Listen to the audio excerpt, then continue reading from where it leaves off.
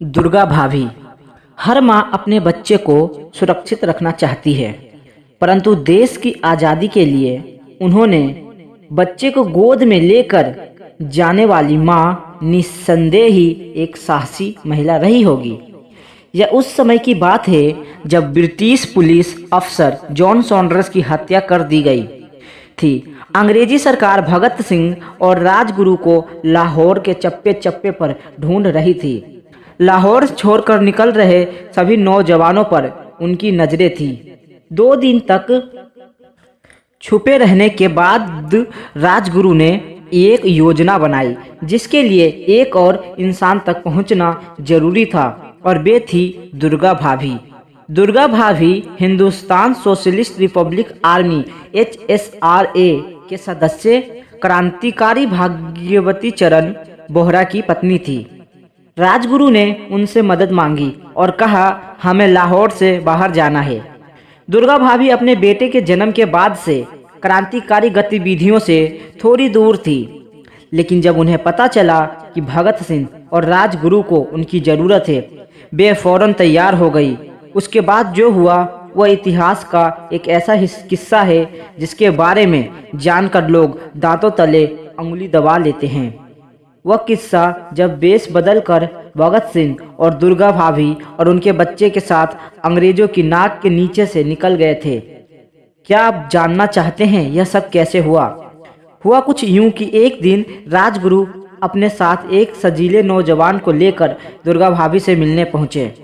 दुर्गा भाभी उस नौजवान को पहचान नहीं पाई। तब राजगुरु ने बताया, ये भगत सिंह हैं। अंग्रेजों से अपनी पहचान छुपाने के लिए भगत सिंह ने अपनी दाढ़ी हटा दी थी और सिर पर पग की जगह अंग्रेजी हैट पहन रखा था। दुर्गा भाभी भौंचक रह गई क्योंकि भगत सिंह तो बिल्कुल भी नहीं पहचाने जा रहे थे। उन्होंने अगले दिन यानी 20 तारीख की सुबह लाहौर से कलकत्ता जाने वाली ट्रेन के 3 टिकट लिए।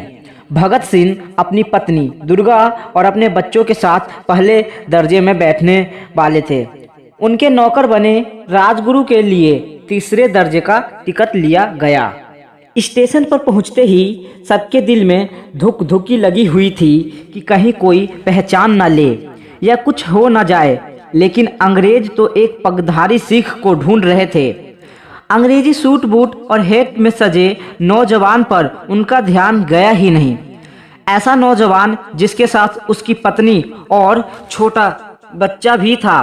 किसी को कोई शक नहीं हुआ।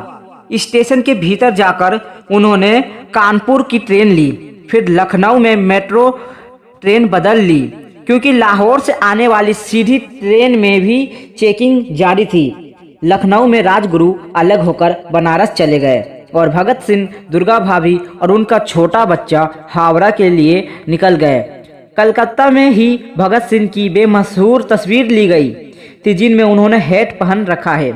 इस तरह दुर्गा भाभी भगत सिंह को अंग्रेजों की नाक के नीचे से निकाल लाई।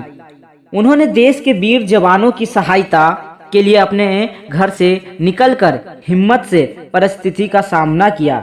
वे अपने बेटे के जन्म के बाद से इन सब क्रांतिकारी गतिविधियों से दूर थी, परंतु समय की मांग को देखते हुए वे भी इस आग में कूदने को तैयार थी। वे अपनी बातों पर अड़ कर खड़ी रही और अपने मन के डर को दबाकर एक मजबूत खंभे की तरह डट गई, और जो मन में सोच लिया उसके लिए आगे की ओर कदम बढ़ाए। उन्होंने परिस्थितियों में डट कर खड़े होने का फैसला किया। शहीदों को मेरा नमन।